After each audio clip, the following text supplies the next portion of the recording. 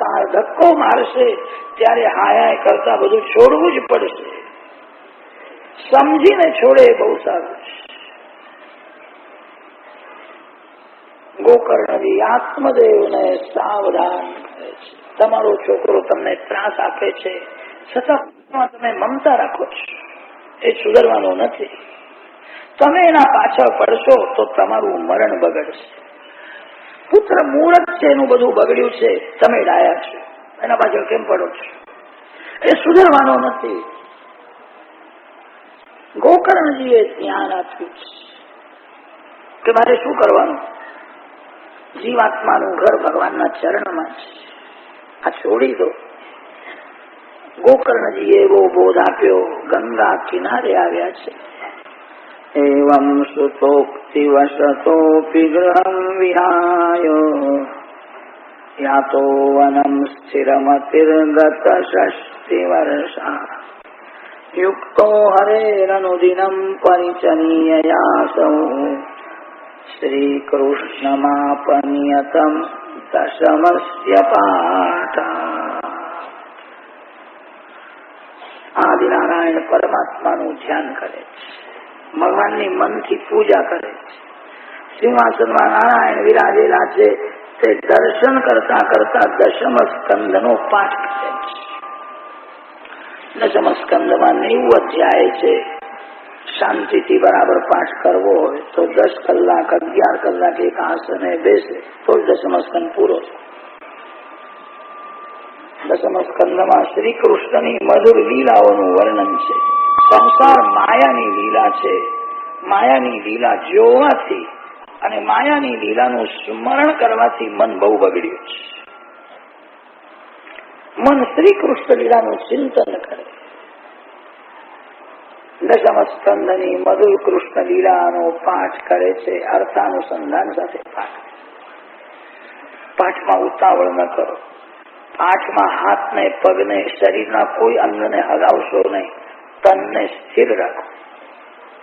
ધીરે ધીરે અર્થાનુસંધાન સાથે પાઠ કરો. પાઠ કરો ત્યારે ભગવાનના દર્શન કરો. અહીંયા ભગવાન વિરાજેલા છે. હું જે બોલું છું તે ભગવાન સાંભળે છે. એવો ભાવ રાખીને ભગવત સ્મરણ કરતા કરતા કેટલાક લોકો પાઠ કરે છે, બહુ ઉતાવળથી પાઠ કરે છે. ક્યારે પૂરો થશે ને ક્યારે ખાવા બેસે એવો વિચાર કરતા કરતા જ પાઠ કરે છે. ગીતી શીઘ્રી શિરઃ કંપી તથા લિખિત પાઠક અનર્થજ્ઞ અલ્પકંઠશ્ચ ષડેતે પાઠકાગમા માધુર્યમ અક્ષર વ્યક્તિ પદચ્છેદસ્તુ સુસ્વર ધૈર્યં લય સમર્થંચ ષડેતે પાઠકા ગુણા. કેટલાક લોકો વિષ્ણુ સહસ્રનામનો પાઠ તો કરે છે, શાંતિથી કરતા નારાયણના દર્શન કરતા કરતા પાઠ. મનથી ભગવાનનું સ્મરણ થાય. ભગવાન તમે જે બોલો છો તે સાંભળે છે એવો ભાવ રાખીને પાઠ. દશમ સ્કંદનો નિત્ય પાઠ કરવા લાગ્યો. કૃષ્ણ લીલાનું ચિંતન કરવાથી મન શુદ્ધ થયું. મન શુદ્ધ થાય ત્યારે જ ભગવાનના દર્શનની તીવ્ર ઈચ્છા થાય. સાધારણ માનવનું મન છાણના કીડા જેવું હોય. છાણનો કીડો એવું સમજે છે છાણ બહુ સરસ છે, છાણમાં મજા છે. છાણના કીડાને ઉઠાવીને બરફી ઉપર તમે રાખો, એ બરફી ખાશે નહીં. એ બરફીને છોડીને છાણમાં જ જાય. તમે એવું માનો છો કે બરફી સરસ છે, છાણનો કીડો એવું સમજે છે કે છાણ બહુ સરસ છે. મન મલિન છે અને તેથી સંસારમાં રમે છે. મન બહુ બગડ્યું છે. મન અતિ શુદ્ધ થાય ત્યારે ભગવાનના દર્શનની તીવ્ર ઈચ્છા થાય. સતત પાઠ કરવાથી મનની શુદ્ધિ થઈ, ભગવાનના દર્શનની તીવ્ર ઈચ્છા થઈ. એક દિવસ દશમ સ્કંદનો પાઠ પરિપૂર્ણ કર્યો. ભગવાનનું સ્મરણ કરી દ્વારિકા વંદન કરે છે, જય જયકાર કરે છે. ચતુર્ભુજ નારાયણ પ્રત્યક્ષ પ્રગટ થાય. આજ ભગવાન વંદન કરે.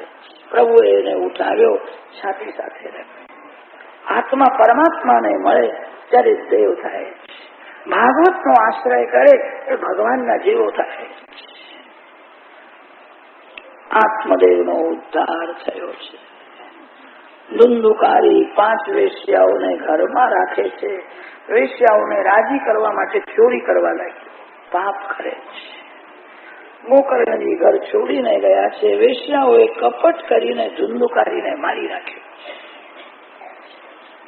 મુખમાં તો મીઠાશ છે, જેના મનમાં બહુ કડવાશ છે. ધનના લોભથી ધુંધુકારીને વેશ્યાઓએ મારી નાખ્યો. અતિ પાપી મર્યા પછી પ્રેત થાય. અતિ પાપી અને પ્રેત બંને સમાન હોય. અતિ પાપીને પ્રેતને જોવાની ઈચ્છા થતી નથી, અતિ પાપીને પણ જોવાની ઈચ્છા થતી નથી. ધુંધુકારીએ બહુ પાપ કર્યું હતું, પ્રેત યોનિમાં ગયો. ગોકર્ણજી યાત્રા કરતા કરતા ગયાજીમાં આવ્યા છે, જ્યાં ભગવાન નારાયણના ચરણ છે. ભગવાનના ચરણ ઉપર પિતૃઓનું નામ લઈને પિંડદાન કરવાનું હોય છે. સાંભળ્યું છે મારા ભાઈ ધુંધુકારીની દુર્ગતિ થઈ છે, એના માટે પણ પિંડદાન શ્રાદ્ધાદિક સત્કર્મ કરી ગોકર્ણજી ફરતા ફરતા જન્મભૂમિમાં આવ્યા છે.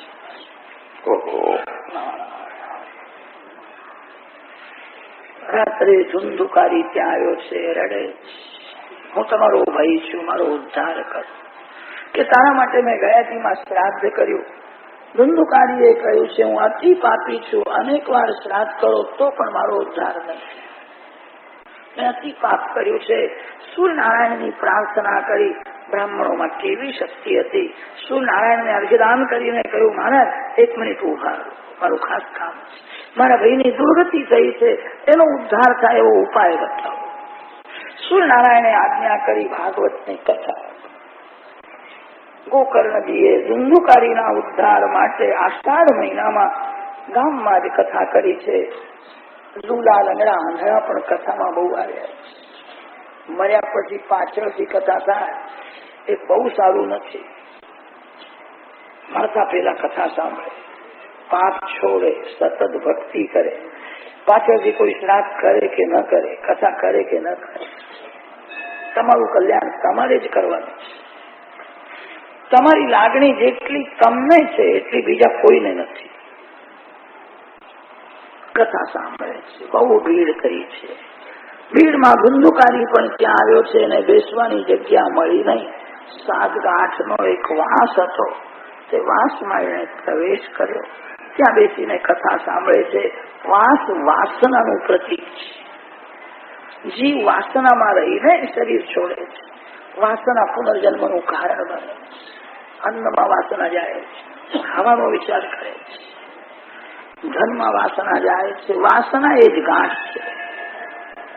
વાસનાની ગાંઠ વિવેકથી છોડવાની છે. બરાબર કથા સાંભળે છે. એક એક ગાંઠ એની છૂટવા લાગી. પરીક્ષિત મોક્ષની કથા સંભળાવી ત્યારે તે વાસમાંથી દેવ પુરુષ બહાર આવ્યો. ભાગવતજીને વંદન કરે છે. ધન્ય છે ભાગવતની કથાને, ધન્ય છે સુખદેવજી મહારાજને. મારા જેવા અતિ પાપી જીવનો પણ ઉદ્ધાર થયો છે. ભગવાનના ધામમાં જાય. ગોકર્ણજીએ પૂછ્યું છે, ઘણા શ્રોતાઓએ કથા સાંભળી છે, મારા ભાઈને જ તમે ભગવાનના ધામમાં લઈ જાઓ છો કે ધુંધુકારીના જેવી કથા કોઈએ સાંભળી નથી. એકાગ્ર ચિત્તથી કથા સાંભળતો હતો. આખી રાત કથાનું મનન કરતો હતો. ઉપવાસ કરીને કથા સાંભળે. શ્રોતામાંથી કેટલાક બોલ્યા હશે કે અમે પણ ઉપવાસ કરીએ. ઉપ શબ્દનો અર્થ થાય છે સમીપમાં. વાસ શબ્દનો અર્થ છે રહેવું. મનથી ભગવાનના ચરણમાં રહેવું એ જ ઉપવાસ ઉત્તમ છે. મનથી ભગવાનના નામ મારો. તમારું મન ભગવાનથી દૂર જાય તો ઉપવાસનો ભંગ થયો. ધુંધુકારીએ એકાગ્ર ચિત્તથી ઉપવાસ કરીને કથા સાંભળી છે. આ લોકોએ બરાબર ઉપવાસ કર્યો નથી, કથાનું મનન કર્યું નથી. કથા સાંભળવાથી એમના પાપનો તો નાશ થયો છે.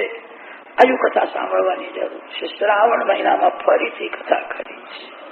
એકાગ્ર ચિત્તથી કથા સાંભળે છે. જ્ઞાન વૈરાગ જાગૃત થયા છે. ભક્તિ પુષ્ટ થઈ. જ્ઞાન વૈરાગ્ય બંને બાળકો સાથે ભક્તિ મહારાણી કથા મંડપમાં આવ્યા છે. પ્રેમથી કીર્તન કરે. કથા કીર્તન ભક્તિ છે. કથામાં વક્તા ભગવત ગુણગાન કરે છે. ભગવાનની કઈક લીલાઓનું વર્ણન કરે છે. કથા કરવી એ ભક્તિ છે, કથા સાંભળવી એ ભક્તિ છે. આ વ્યાખ્યાન નથી. એકાગ્ર ચિત્તથી કથા સાંભળે એ ભક્તિ છે. નામ સંકીર્તન થી કથા સફળ થાય. કથામાં ગુણ સંકીર્તન, લીલા સંકીર્તન વક્તા કરે. વક્તા શ્રોતા બંને મળીને પ્રેમથી ભગવાનના નામનું કીર્તન કરે. આ કથાનું 16 ફળ તમને મળે એવી ઈચ્છા હોય તો પ્રેમથી કીર્તન કરો. સંકોચ રાખશો. જેને કીર્તનમાં શરમ આવે એ સમજે મારા પાપ બહુ શરમ શાની રાખો છો. પ્રેમથી એકાગ્ર ચિત્તથી કીર્તન કરો. તમને આ કથાનું 16 ફળ મળશે. ભક્તિ મહારાણી કથા મંડપમાં આવ્યા ત્યારે શ્રીમાન